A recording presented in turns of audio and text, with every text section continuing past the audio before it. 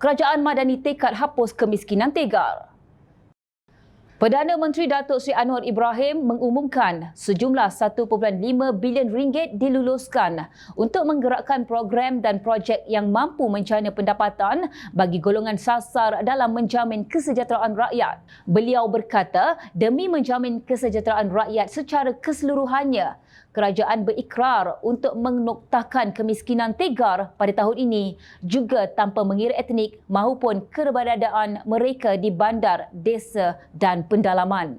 Langkah segera akan diambil untuk membasmi kemiskinan dengan memperkasa golongan rentan melalui perwujudan pelbagai peluang pekerjaan dan pengukuhan perlindungan sosial. Sehingga 15 Ogos 2023, kerajaan masih bertungkus lumus menyelamatkan hampir 114,000 keluarga miskin tegar daripada cengkaman kemiskinan, katanya ketika membentangkan kajian separuh penggal KSP Rancangan Malaysia ke-12 RMK-12 di Dewan Rakyat. Perdana Menteri berkata, kerajaan juga telah meluncurkan inisiatif pendapatan rakyat IPR, suatu inisiatif serampang dua mata yang menumpukan kepada pendapatan isi rumah dan penyelesaian isu struktur ekonomi, di mana sehingga 31 Ogos lalu sebanyak 106,492 permohonan telah diterima untuk menyertai program IPR. Selain itu, program akan diteliti oleh Amanah Ikhtiar Pertubuhan Kemasyarakatan Rakyat Pekemas,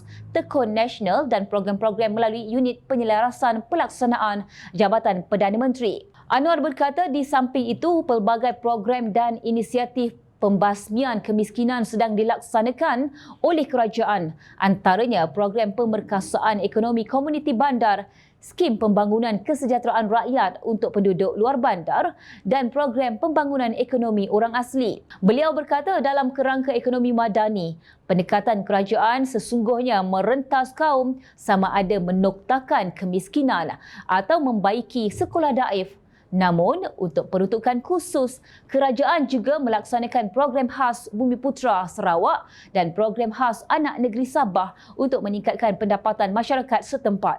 Bagi etnik Cina dan India yang berpendapatan rendah, beberapa inisiatif akan terus dilaksanakan di Kampung Baru Cina dan sebagaimana dalam Malaysian Indian Blueprint. Bagi tujuan ini, Unit Transformasi Masyarakat India Mitra akan diperkasukan untuk menyokong pembangunan sosioekonomi masyarakat India secara lebih terselaras, katanya di petik bernama. Beliau berkata kerajaan juga akan memperkukuhkan penyediaan perlindungan sosial kepada rakyat melalui reformasi perlindungan sosial yang sedang dikaji untuk menambah baik kecekapan dan keberkesanaan sistem perlindungan sosial. Perdana Menteri berkata bantuan tunai dan program rahmah akan diteruskan dan ditambah baik bagi memastikan jaringan keselamatan sosial terus ditingkatkan. Menerusi gagasan Malaysia Madani, kerajaan berhasrat untuk menjamin kesejahteraan rakyat dalam pengertian yang lebih syumul dan tidak hanya bertumpu kepada aspek ekonomi dan pendapatan rakyat semata-mata,